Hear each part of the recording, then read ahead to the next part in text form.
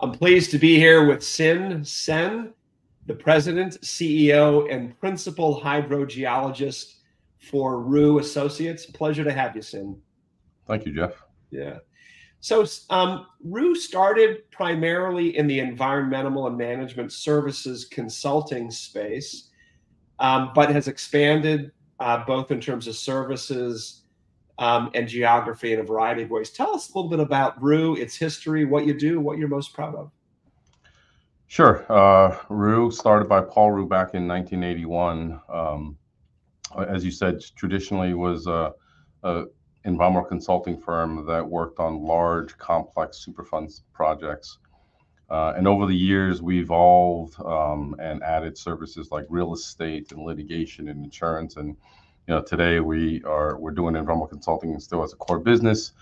We also do human health consulting, economic consulting, ecological, data solutions, and occupational health and safety. And so it all stems from the core of the environmental business, but it has evolved into a more diversified services for our evolving clients. Great. And you've got a pretty significant geographic footprint. Last count, 7 states, different parts of the country. So there's that geographical diversity as well. Yeah, and that's more of a relatively recent thing in our 40+ year history. In 2011, we expanded from our core Northeast offices, which were New York, Chicago, Boston, and the Philly area. And now we're out in California, we're down in Texas, Virginia, and we've got some states like New York and California. We have multiple offices just to service our clients. Great. We want to dig in a little bit more with Roux a little bit later in the interview, but I want to start with your youth. You've had an extraordinary journey to your current role. You came to this country as a boy, not knowing a word of English. Tell me about that journey and how it's shaped your leadership. Sure. I come from a pretty large family relative to American families. If you think about the Brady Bunch being a big family, I'm one of 9 kids, and grew up in rural China. And my father passed away when I was very young, and my mother decided that being a very patriarchal society, this wasn't going to be the environment that she could sustain her life in with her kids. And so somewhere around 1981, she packed up her stuff and took myself and a few of my siblings. At the time, I was 7 years old, and journeyed across communist China's waters to try to get into what at the time was Hong Kong British rule Commonwealth, pre-1997. So this was back in 1981, and I would say that we're I am today without her making that journey, and I will talk a little bit about her journey itself and what we went through. That sacrifice she made really helped shape me and the way I run the business and manage the folks here. But the short story of it is 1981. We crossed the borders, and I remember sitting at the bow of this little junk boat and thinking 7 o'clock in the morning they were lighting fireworks, and turns out they were gunshots. So it was the border patrol shooting at the boat, and my sister took a bullet in her hand, and my mom took 3 bullets in her stomach. And so when we finally made it across the border, and there were several other people on the boat that were shot and were killed at that point. And because my mother was in critical condition, the British ruled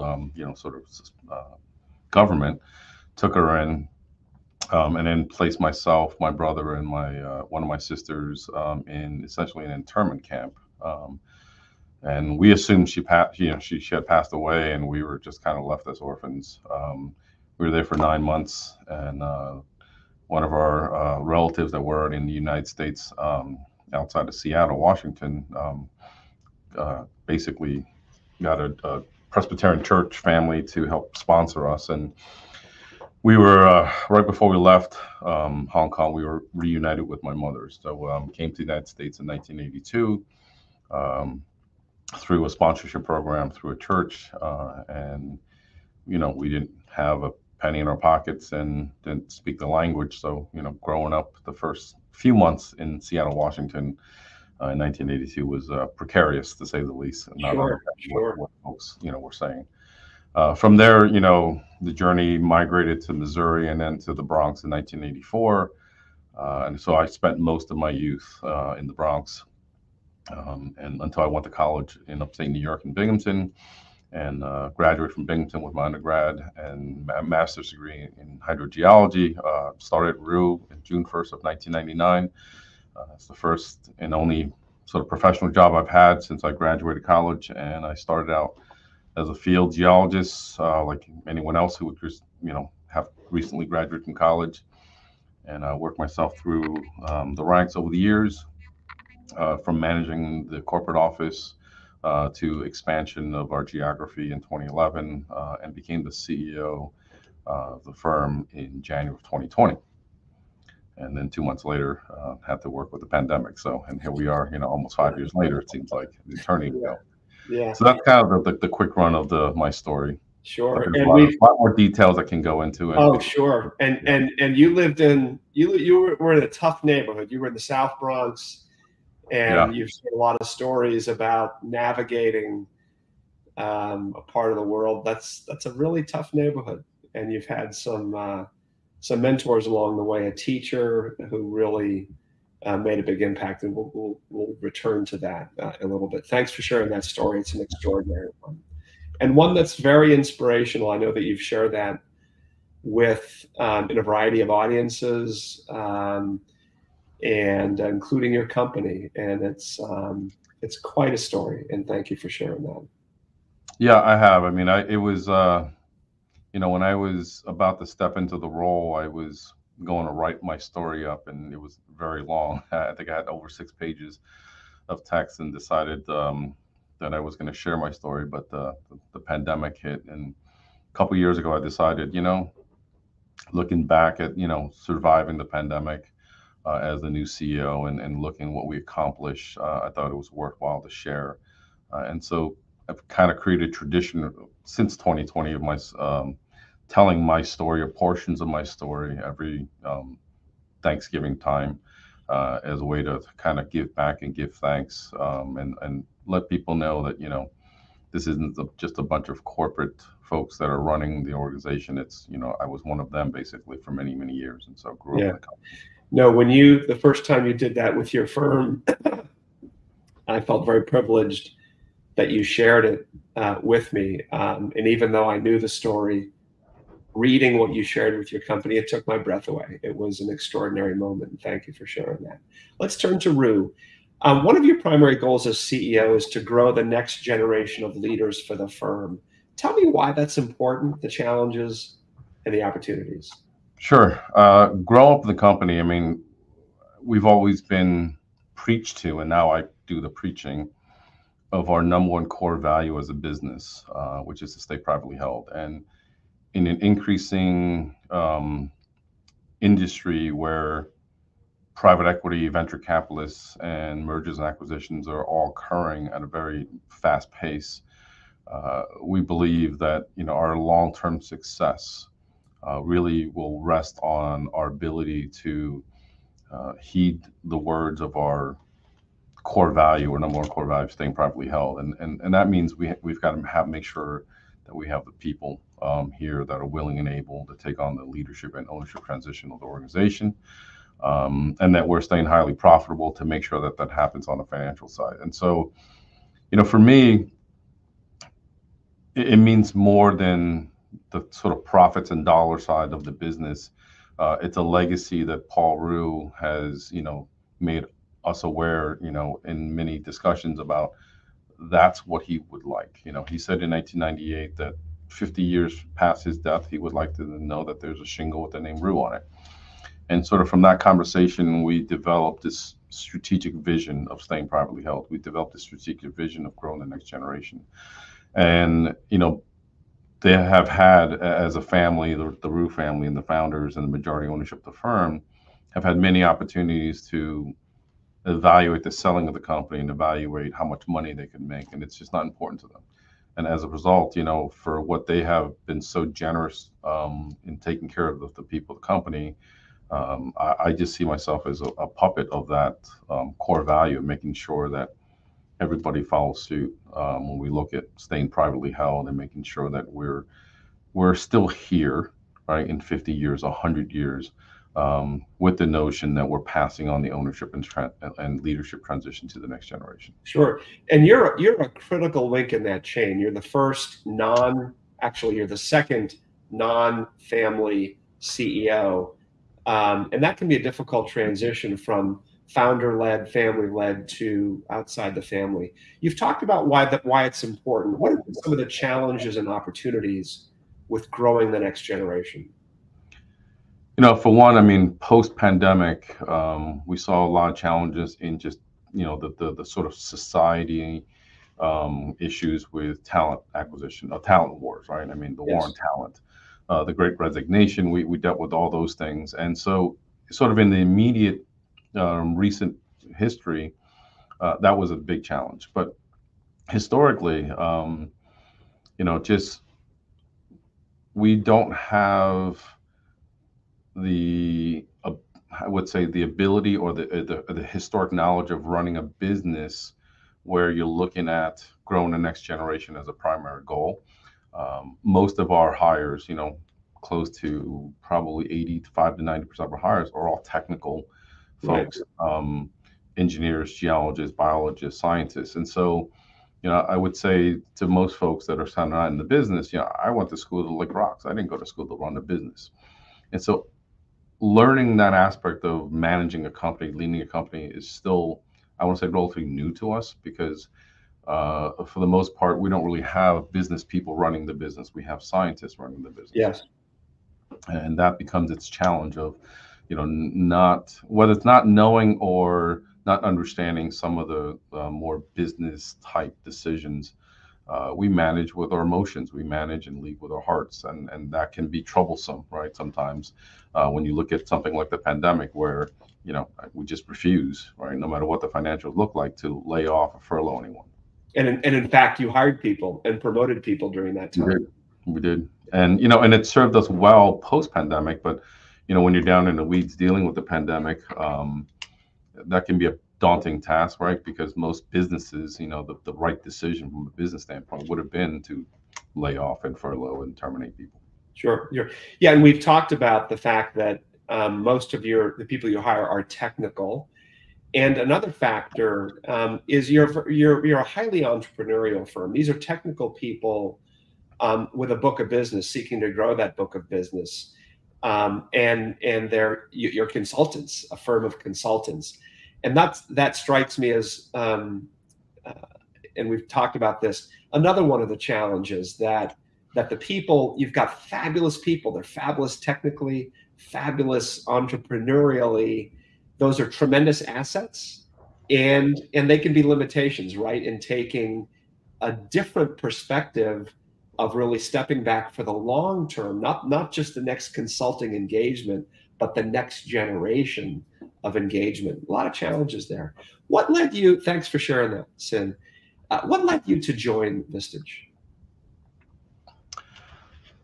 When my predecessor as CEO, who was here for 33 or 34 years, retired, the plan was always for him to retire in 2020, sometime in the middle of 2020. And, I found myself alone during the pandemic. I found myself in a position where I was very unknowing or not knowing of what the future would hold. And you had reached out to me, I think, via LinkedIn, and I, actually politely declined, said no thanks, and thought about some more. And I think it was, I know it was, the first conversation you and I had, which was, well, why are you doing this, Jeff? You were an executive, you were a CEO, you were retired, and the notion of helping people and helping leaders, become better was something that I was like, oh, let me give it a shot, and that's what I did. And I believe my first conversation with you was, I'm giving you my 90-day notice now, right? 2.5 years ago, almost 3 years ago. Right, almost 3 years ago this August, I said that, and so I believe that it takes the right chair, and it takes the right chemistry between the chair and its members for folks like myself to really not only stay, but enjoy every chance we get to spend time together. Sure. No, and that's very mutual. Talk about the value you've gained from Vistage. I think the biggest value I've seen in the last, 2+ years is, the members and yourself as a chair in these meetings um, challenge me in ways that I didn't think I needed to be challenged. And I think the word that comes to my mind most often when I think about Visage is it challenges me and makes me vulnerable. I've broken down a few times about certain issues that that are happening in the firm that I just frankly don't have anyone to turn to within the organization, and that sort of makes sense. Being the CEO of the organization, you can't really let your guard down and let folks in to help with some of these issues. And so I think the vulnerability really I want to say attracts me to the group. Look forward to like I can't spend enough time with them. Even after the meetings, we're getting together and having a drink or having meals, and I think that value of having a group of people that understands what you're going through, but aren't technically in your seat because we're not in the same industry, but very similar challenges, whether it's a service-oriented industry or a the manufacturing industry, or some of the members are consultants as well. Right. Yeah, and that vulnerability theme, you've been extraordinarily open, which takes a lot of courage, and with that, the trust within the group is really enhanced. And one of the things I appreciate very much about working with you is that you're articulating what so many others are feeling but not speaking. And it takes courage to do that, and I continue to appreciate that about your leadership, Sin. Thank you. And also I want to add to the fact that the vulnerability piece, also has changed and helped me become a better father to my kids. Understanding some of the challenges they go through, being sort of teenagers, I see a lot of similarities in the way their mindsets are with the younger folks at Roux. I also, saw their sort of evolution or, going through COVID, as teenagers. Yes. And I think that translates well to having conversations with some of the younger folks at Roux who, went through college their first few years during COVID. Yes. And not that I understand completely, but at least having an understanding that their growth in organization will be different. I don't know how different, but they will be different than the way I grew up or the way others have grown up in the last 10 Sure. or 15 years. Sure. Yeah. And I think the group has really helped me with understanding some of the communication barriers and some of the sort of mental health and emotional component that, historically, I never really understood or dealt with it, right? Right. Right. Given my childhood and upbringing, it was always worrying about, I always tell my kids when they were younger, like, look, when you're worried about putting food in your belly and food on the table on a regular basis, you don't have time to have emotions, Right. right? You put that, you suppress that down and you just bury it and you go get the job done. And that's what I've done most of my life. Sure. Sure. Let's stick with the group with one more question. How would you describe the culture of our group? I think the support with each other has been the biggest factor for me. Even when members either take a break or leave, I often ask you and others, like, what happened to that person? What happened? We're curious. And I think that curiosity comes from the fact that, I've learned to care for some of these people, understand their business, understand their challenges. But I think the biggest piece of our group is that support that we give each other, both in and outside the meetings. And I think that, if someday, for whatever reason, some of us are not part of Vistage anymore, I'm pretty confident we'll still remain friends. Yes. And that's a big factor in the group dynamics. Sure. Yeah. Sin, what has been the impact of Vistage on your own leadership, both personally and professionally? On the professional side, I mean, I have definitely made decisions because of the feedback and the value I get out of my Vistage meetings. So, for example, historically, we really didn't look at acquisitions of another firm as something that we would ever do. It was always described, internally here for decades as acquisition was a lazy man's way to grow. And many people laughed when they heard you. You saw that they're anything but easy, right? As you learned.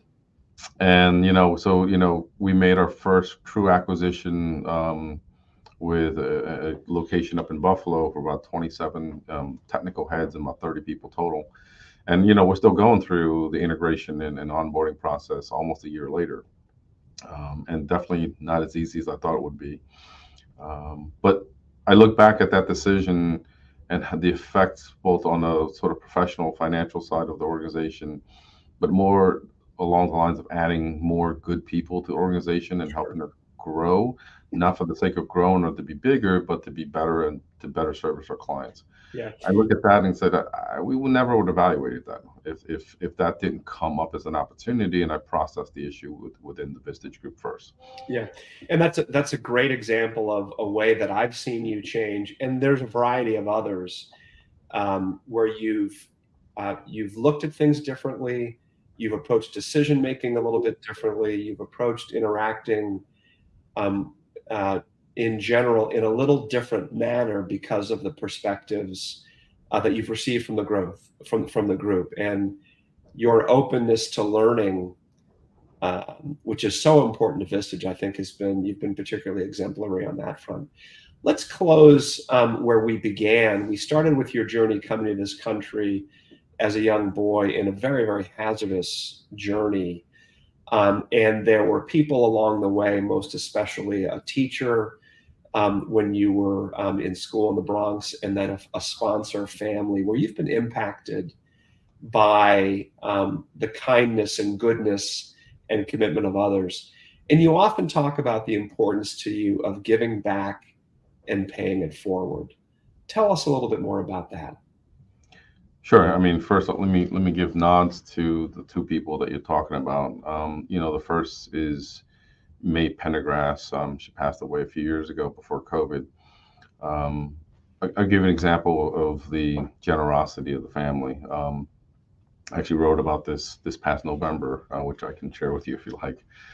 But I remember growing up for the 2+ years in Seattle, to these Americans who brought us to the country in this gigantic mansion and rich household with waterfalls and gardens. And my sister actually got married there, one of my sisters, Tracy, and so she still lives in Seattle. That was, 1982, 1983, and then parts of 84. When I got married in 2001 to my wife, Christine, who we went to Binghamton together. We honeymooned in Alaska, and we ended our journey with Vancouver back to Seattle. And then I wanted to introduce her and bring her to the Pendergrasses' home. And so I borrowed my sister's car, and we drove up to the house. And, I didn't recognize the house because it was so small. It was a small little ranch, but the same 1978 Ford, Granada, white Ford Granada was still in the driveway. Wow. And we walk in, and, this place was small, dingy, dark, very cluttered. And it was not what I remembered it to be. And it just turned out that these were actually poor people. Having, exposure to people with actually money, I realized that when I was a child, I didn't know what I didn't know, and I had to have a comparison to. And so the point of the story I want to get to is when we left the household, and there were many interactions, for the hour plus that we were there. My wife, who plays piano, noticed they had a Steinway, which, I know how much Steinways can be. And so she was like, "Oh my God, you guys have a Steinway." And it was donated to them many years ago. So my wife walks up to the piano, and it wasn't the Steinway that caught her eye. It was, the 14 photos that were sitting on top of the piano. And one of the photos was, my mother, my brother, my sister, and I in 1982 when we first came to the country. But there were, at least 13 other families. And I read in her obituary years later that, they had sponsored over 300 plus people. Holy cow. Southeast Asians. And so, for people who didn't have much of any means and financially, You know, because we had just gotten married and we were on a honeymoon on the way back, and she comes out of the room and hands me a $10 check, and I'm going, I can't take $10 from this woman, you know. But my wife said, if you don't cash this $10, I mean, it's going to break her heart. I mean, so, you know, for people who didn't have much to give so much. Yes, was the start of it, and I didn't really understand that until, you know, I finished college and started my career here at Roux. And another, you know, gentleman, Leonard Plastino, who was my 7th grade, 8th grade, and 9th grade math teacher. This was, you know, a teacher who followed a group of students from elementary school to the middle school because he enjoyed them so much, and working with them. And, you know, his goal in life was really to, you know, teach us culture and give us exposure.